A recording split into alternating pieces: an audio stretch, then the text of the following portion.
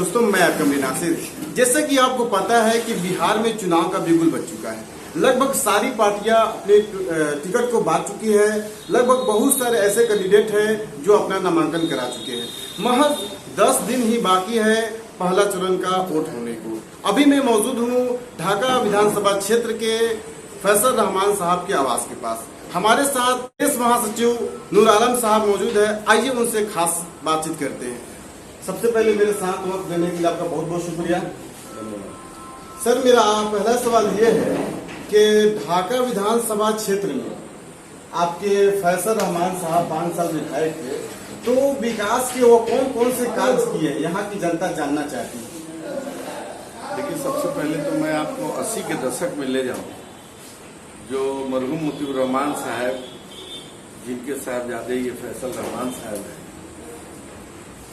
इस विधानसभा में आपको पता ही भी था, इसके पहले एक ईंट कहीं नजर नहीं आता था। एक टुकड़ों के लिए लोग तरसते थे ईंट के। उस जमाने में मुतीउर रहमान साहब ने एक एक गलियों को ईंट से पाट दिया था, खड़ी सोलिंग करवा करके।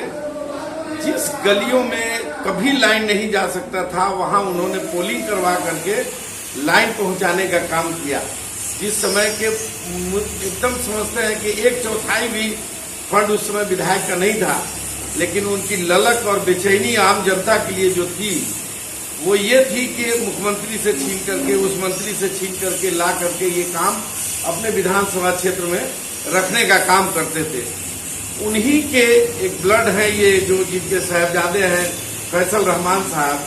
वही ललक, वही बेचैनी हमको इनमें नजर आती है, जो आम जनता के लिए व्याकुल रहते हैं और आम जनता के सभी कामों को काम करने के लिए व्याकुल रहते हैं, बेचैन रहते हैं।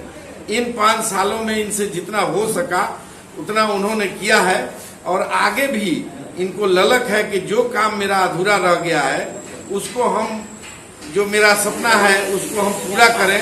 इसके लिए इन्होंने खड़ा होने का काम किया, और हमारी पार्टी माननीय लालू जी ने इन पर विश्वास करने का काम किया, और तेजस्वी जी जो हमारे भावी मुख्यमंत्री हैं उन्होंने इन पर विश्वास करने का काम किया है। और आगे भी विकास का बहुत सारा काम इनके माध्यम से होना है। इसलिए जनता, ये बात हम इसलिए बोल रहे हैं कि जनता हर पहलू से, हर तबके के जनता ने इनको वोट देने का वादा भी किया है और चयन भी है।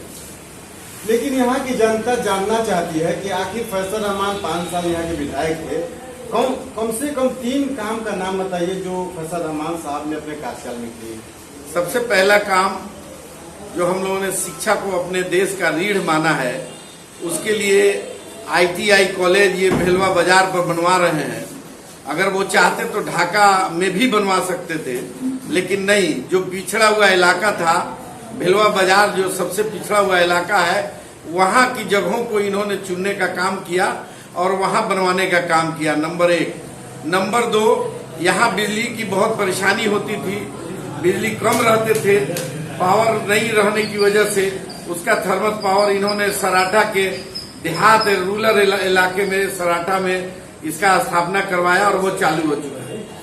तीसरा, आपको रेफरल हॉस्पिटल जो इनके ही पिताजी, इनके ही अब्बा हुजूर ने बनवाया था, वो जर्जर हो चुका है, कई साल हो गए, इस वजह से वो जर्जर हो गया।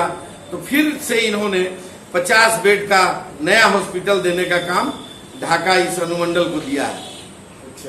अच्छा, मैं बिहार के विकास के बारे में बात करूं तो माननीय मुख्यमंत्री नीतीश कुमार जी दावे कर रहे हैं कि हमने विकास के बहुत सारे कार्य किए हैं और 70 में फिर से एक बार NDA की सरकार आएगी। इस पे आप लोग क्या करना चाहेंगे।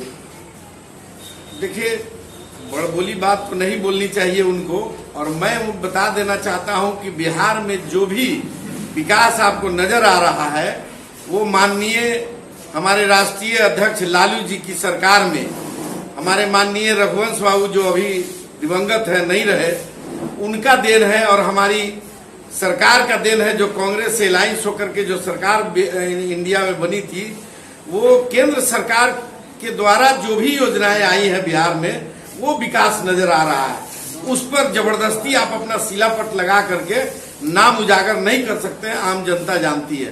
पटना में जितना भी आप ओवर ब्रिज देख रहे हैं, मेन सड़कें देख रहे हैं, वो सब लालू सरकार में पास हुआ था, टेंडर भी ऑलरेडी हो चुका था, वो बन करके आज तैयार है। अच्छा सर, मैं जैसा कि मैं ये सवाल किया था कि नीतीश कुमार जी ने ये भी दावे कर रहे हैं, लेकिन आपने लालू जी के काम को गिनाया है, लेकिन नीतीश कुमार जी ने बहुत सारे काम किए हैं, और शिक्षा के क्षेत्र में हो, स्कूल कॉलेज बनवाए हैं, और बिजली भी उन्होंने बहुत सारे बिजली का तार उन्होंने बिछवाया।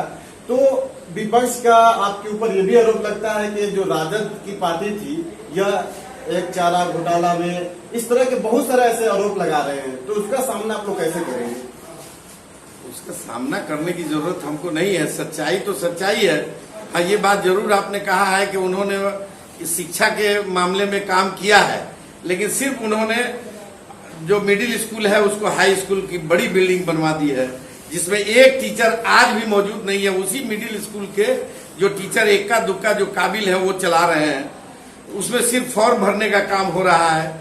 हम जैसे समाज सेवी लोग जा करके प्राइवेट किसी टीचर को वहां रखवा करके पढ़वाने का काम कर रहे हैं। बिल्डिंग बनी है हॉस्पिटल्स की, जिसमें एक भी डॉक्टर आज भी मौजूद नहीं है। आप जा करके देख सकते हैं, वहां के जो प्रभारी होते हैं उनसे जा करके आप राब्ता कायम करके बजाबता पूछ सकते हैं कि आपके पास कितने डॉक्टर हैं। शिक्षा के मामला में जितना आपको राशन है, पैसा है, या आपको ड्रेसेज आए हैं, बच्चों का नाम लिखा जाता है 250, 300 प्रेजेंट होते हैं, उसमें आप स्कूल पीरियड में जब चलता हो उस पीरियड में जा करके देखेंगे तो 8 से 10 नजर आएंगे।